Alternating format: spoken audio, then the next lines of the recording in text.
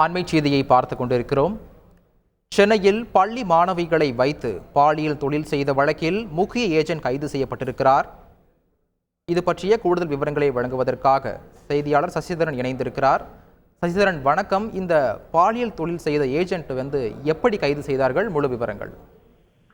17 வயது சிறுமிகள் அவர்கள் 25க்கும் மேற்பட்ட பள்ளி மாணவிகளை வைத்து பாலியல் தொழில் ஈடுபடுத்தி வந்த விவகாரத்துல முக்கிய ஏஜென்ட்டை தற்போது போலீசார் கைது செய்திருக்கிறார்கள். இவர் சென்னையை தவிர்த்து சென்னையின் புறநகர் மாவட்டங்களில் தங்கி அங்கு ஏஜென்ட்டாக செயல்பட்டு வந்தது விசாரணையில் தெரிய வந்திருக்கிறது. ஏற்கனவே பெரும் பரபரப்பை ஏற்படுத்திய இந்த வலசரவாக்கம் பகுதியில் நடைபெற்றிருக்கக்கூடிய விபச்சார தொழிலில் என்ஐஏ அதிகாரிகள் சோதனை மேற்கொண்ட போது அந்த சோதனையின் அடிப்படையில் இவர்கள் பாலியல் தொழில் நடத்தியதாக தெரிய வந்தது. அதன் அடிப்படையில் ராமச்சந்திரன் என்கிற 70 வயது ஒரு முதியவரை கைது செய்தனர்.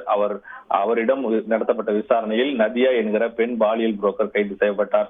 அவர் தன்னுடைய மகளையே இதில் பாலியல் தொழிலுக்கு ஈடுபடுத்தி அவருடைய பள்ளி மாணவிகளை ஆசை வார்த்தைகள் கூறி மூளை செலவுகள் செய்து உள்ளிட்ட பணிகளை மேற்கொண்டு பள்ளி மாணவிகளை வைத்து இந்த பாலியல் தொழில் நடத்தி வந்தது விசாரணையில் தெரிய வந்தது. இந்த வழக்கில் ஏற்கனவே 7 பேர் கைது செய்யப்பட்டிருக்கக்கூடிய நிலையில் இப்ப தற்போது இந்த பள்ளி மாணவிகளுக்கு நபர்கள் அனுப்பப்பட்ட முக்கிய ஏஜென்ட்டை ஒருவர் கைது செய்யப்பட்டிருக்கிறார். செங்கல்பட்டு மாவட்டம் மறைமலை நகர் பகுதியில் வைத்து விஜயலட்சுமி என்கிற இந்த ஏஜென்ட்டை தனிப்படை போலீசார் கைது செய்திருக்கிறார்கள்.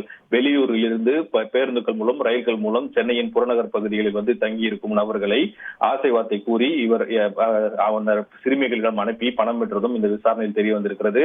அந்த பெண் பாலியல் புரோக்கரிடமிருந்தும் கமிஷன் பெற்றதும் இந்த விசாரணையில் தெரிய வந்திருக்கிறது. தொடர்ந்து அவர் கைது செய்யப்பட்டு வேறு யாருக்கெல்லாம் இந்த வழக்கில் தொடர்பு உள்ளது என்பது குறித்தான விசாரணையை போலீசார் தீவிரப்படுத்தியிருக்கிறார்கள். அடுத்த கட்ட கைது நடவடிக்கை என்பது இந்த வழக்கில் தொடரும் எனவும் விசாரணையில் தெரிய வந்திருக்கிறது. விவரங்களை வழங்கியதற்கு நன்றி சசிதரன். செய்திகளை உடனுக்குடன் தெரிந்து கொள்ள உடனே சப்ஸ்கிரைப் பண்ணுங்க.